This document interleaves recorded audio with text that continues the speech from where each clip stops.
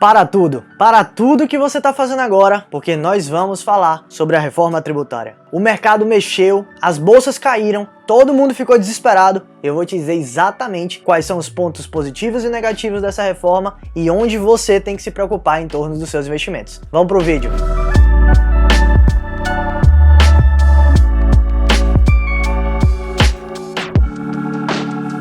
Fala meu investidor, minha investidora, sejam bem-vindos ao canal Seu Dinheiro. Eu sou o Thiago Sena, seu especialista em educação financeira, e hoje eu vim aqui falar do tema mais polêmico dessa semana. Eu vim falar aqui especialmente da reforma tributária que foi apresentada. Essa reforma foi apresentada na última sexta-feira, no dia 26 de junho, e eu vim aqui agora explicar para você todos os pontos positivos, negativos, onde você vai ter que se preocupar, onde não vai afetar nada a sua vida, e só para quem ficar até o final desse vídeo, eu vou explicar exatamente o que você deve fazer nesse momento para se proteger e ter o melhor resultado dos seus investimentos. Então vamos nessa. Muito bem, pessoal, antes da gente falar dos investimentos, eu quero falar o porquê essa reforma tributária é necessária e realmente a grande vantagem que ela existe. Porque quando a gente começa a olhar os investimentos, a gente vai acabar achando que a reforma, de certa forma, é muito ruim. Mas quando a gente olha o Brasil como um todo, a economia como um todo, a gente realmente consegue perceber algumas vantagens e, o melhor de tudo, o que realmente vai trazer de positivo para o nosso país em termos de economia.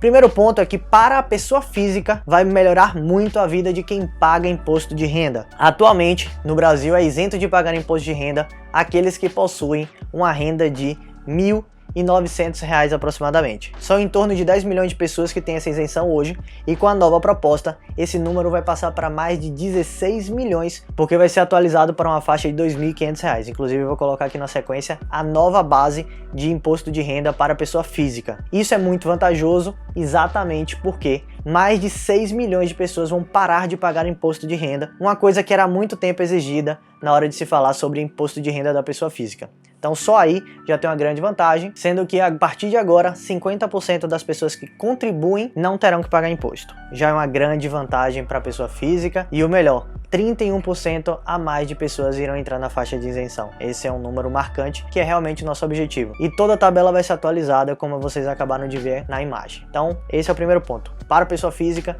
em termos de imposto de renda, já é uma grande vantagem, já que muita gente vai parar de pagar imposto. O segundo ponto é para as empresas, as pessoas jurídicas. É uma outra alteração que foi feita nessa reforma, que é para providenciar a redução de pagamento de impostos também das empresas. Então você que é empresário, você que tem uma empresa aí agora, o que é que eu posso te dizer? Você hoje paga em torno de 15% de imposto de renda na sua empresa, sobre o lucro que você tem. A partir dessa nova reforma, a proposta é que seja de 10%. Então, é um outro ganho e os cálculos apontam que há um aumento esperado de em torno de 6% na média dos lucros das empresas somente com a redução da carga tributária. É uma outra vantagem muito grande e essa vantagem já começa a impactar nós investidores, pois as empresas que nós investimos na bolsa também terão um aumento de lucro dado a redução do imposto cobrado. Mas agora vamos lá, já que eu já falei das outras vantagens, vamos para a parte que nos interessa em torno dos investimentos. O que acontece é que agora nós vamos entender o como vai mexer na nossa vida dos investidores e realmente tem muita coisinha que vai mudar. Algumas muito boas e depois eu vou comentar as ruins. Primeiro ponto é que para nós investidores vai ser muito simples a forma de tributação. Eu sei que hoje é muito complexo, principalmente para quem investe na bolsa de valores, que tem tipo de investimento que cobra 15%, tem outro que cobra 20%, outro é isento. Aí quando você vai para renda fixa, tem uma redução com base no tempo que você está investindo no fundo da renda fixa ou no título de renda fixa. Tudo isso vai acabar, porque a partir de agora vai existir uma alíquota padrão. Todos os tipos de investimentos serão tributados em 15%. O que era 20 vira 15, o que era 22,5 vira 15, o que era 15 continua 15. Todo mundo vai cair para essa mesma base. Então isso vai acontecer para fundo de investimento de renda fixa, fundo de investimento de renda variável, para bolsa de valores, para fundo imobiliário, day trade, vai todo mundo para o mesmo barco. 15% sobre os seus lucros e acabou a conversa. E para quem tem operações em bolsa de valores, existem também duas vantagens que vão passar a acontecer. A primeira é que a apuração dos seus resultados na bolsa vai deixar de ser mensal e passar a ser trimestral, então somente a cada 3 meses você terá que apurar os seus ganhos e fazer o pagamento dos seus impostos. Então é redução significativa no trabalho do gestor ou no trabalho do investidor. E um outro ponto que também é muito favorável e muita gente não conhece, nos nossos cursos a gente explica muito sobre essa questão de imposto de renda. Quando você tem prejuízo em uma operação na Bolsa de Valores, você poderia utilizar esse prejuízo para abater um lucro futuro. Só que isso era dado somente para a mesma classe de operação. Então, se você tinha prejuízo com ações, quando você tivesse um lucro de ações para ter imposto, você podia abater. Mas se você tivesse um prejuízo com fundo imobiliário, não ia dar para usar, porque só ia usar quando tivesse imposto a pagar em fundos imobiliários. Essa é uma outra alteração proposta para que não haja essa distinção. Qualquer prejuízo que você tem em qualquer operação de renda variável em Bolsa de Valores poderá ser utilizada para bater um lucro futuro possível de tributação. Então, de certa forma, é uma grande vantagem para os investidores nesse tipo de tema. Agora vamos falar da parte ruim da conversa, porque não tem como. Se tudo está indo bem, se tudo é favorável, tem que ter um contraponto na proposta para justificar essa margem de redução de impostos. Então, o que foi proposto pelo governo federal através do Ministério da Economia é que os dividendos sejam tributados em 20% na fonte, sendo que existe uma isenção de 20 mil mensal para micro e pequenas empresas. O que é que isso significa? Aqueles que são empresários e possuem uma micro ou pequena empresa, eles vão poder distribuir até 20 mil reais por mês em dividendos para os seus acionistas ou seus proprietários sem pagar nenhum imposto.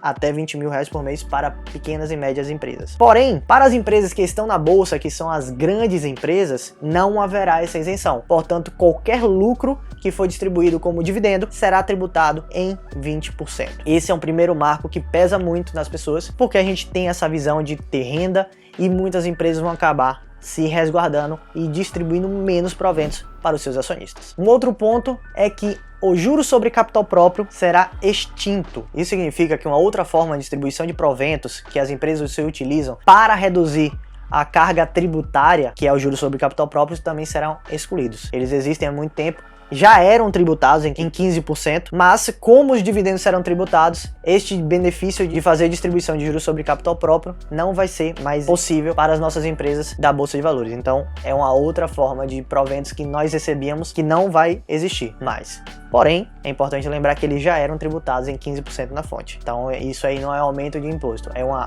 possibilidade que será extinta. Uma outra coisinha que vai mudar, mas eu acho isso até positivo, que era confuso, em relação aos fundos abertos de investimento, em que existe o famoso come-cotas. Come-cotas é uma antecipação do imposto de renda, em que é feito em 2 períodos do ano, em maio e em novembro. Então, se você tem dinheiro em fundos de investimento, principalmente abertos, você tem come-cotas em maio e em novembro. A proposta é que só tenha uma vez no ano, em novembro, e a de maio seja extinta. Também uma facilitação na questão de gestão do imposto de renda. E essa daqui realmente me dói, porque todas as outras são entendíveis o porquê estão acontecendo. Mas essa é a que causou o maior impacto na Bolsa de Valores, essa é a que está mais sendo debatida, e essa é a que eu acredito fielmente que não deverá ser muito bem aceita quando for para a discussão, que a gente vai falar daqui a pouquinho. É exatamente sobre a tributação dos rendimentos dos fundos imobiliários. O que acontece é que hoje os fundos imobiliários, como todo mundo já sabe, distribuem rendimentos isentos, não tem imposto de renda atribuído. E aí,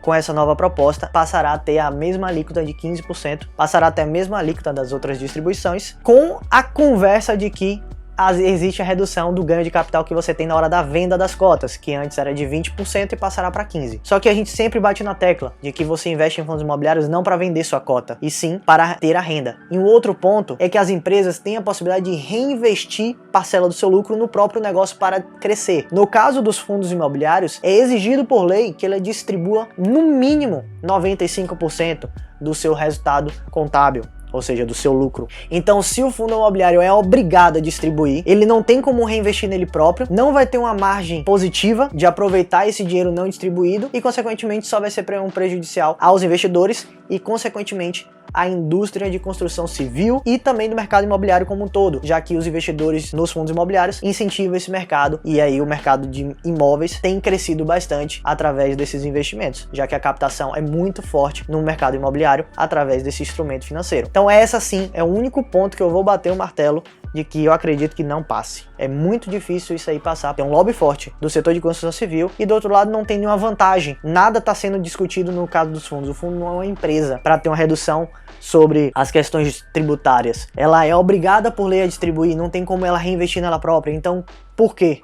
ela vai ter que distribuir de qualquer jeito e o imposto vai ser colocado. Tem mais um outro ponto, que é em termos dos investimentos no exterior, que é uma dúvida. Isso aí eu pesquisei bastante e não está claro no texto, mas parece que será extinto também a isenção de R$35 mil no ganho de capital, ou como você queira falar, da venda com lucro sobre ativos no estrangeiro. Então, se você tem investimentos no estrangeiro, vende lá com lucro, você tem isenção de até R$35 mil por mês aqui no Brasil. Isso parece que também está querendo ser extinto. Outro erro, porque o dinheiro lá fora, na prática, não está sendo retornado para o Brasil, então não teria por que você pagar imposto. Mas, o que eu quero falar aqui agora é a nossa conclusão final. O que você tem que fazer a partir de agora, que tudo isso está sendo proposto. A primeira coisa que a gente vai falar, gente, é o seguinte: isso é uma proposta. Se é uma proposta, não vai começar a acontecer agora. O que é que vai acontecer? Essa proposta será levada ao Congresso, quer dizer, já foi levada ao Congresso. O Congresso irá fazer comissões, reuniões, ouvir diversas partes da economia, do setor, das indústrias, das empresas, que irão levar seus pontos.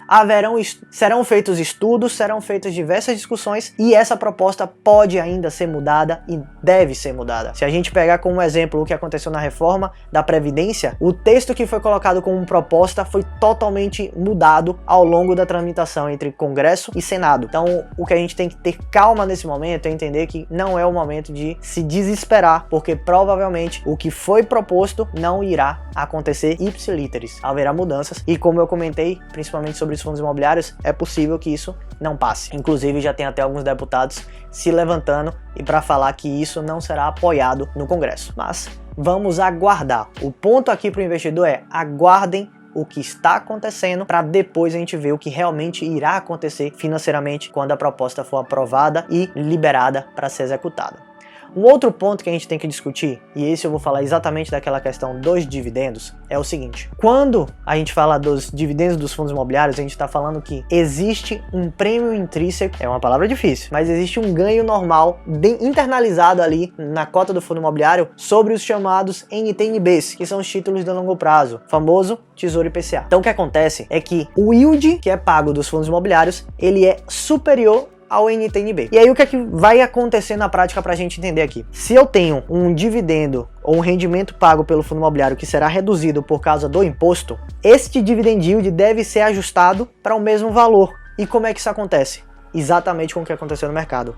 A cota do fundo cai. E aí, com a queda dos dois simultaneamente, você mantém o seu dividend yield igual. E se você tem um dividend yield igual, qual é a sua mentalidade? Você continuar comprando suas cotas, porque você vai continuar recebendo os 6% ao ano, os 8% ao ano, os 10% ao ano, que o seu fundo imobiliário vai continuar pagando. Porque não é simplesmente o valor do dividendo que importa. O mercado olha qual é o yield e joga um prêmio de risco sobre a NTNB, que já existe e ela é gerida pelo mercado de certa forma. Então, o que é que a gente tem que ter em mente é que por mais que agora você que está investindo está vendo sua cota desvalorizar, se você continuar comprando, o que você vai comprar vai ter o mesmo yield que tinha antes. E o melhor, essa queda já aconteceu agora, antes de ter tributação. Então você pode entender que o provento vai estar com um yield superior ao que ele vai ser no futuro. Então aproveite essa oportunidade que o mercado está te dando. Inclusive, na data de hoje, o mercado de fundos imobiliários já voltou a subir. Então as pessoas estão entendendo o que está acontecendo. E é isso que a gente tem que sempre discutir. O investidor de longo prazo, ele tem que tirar proveito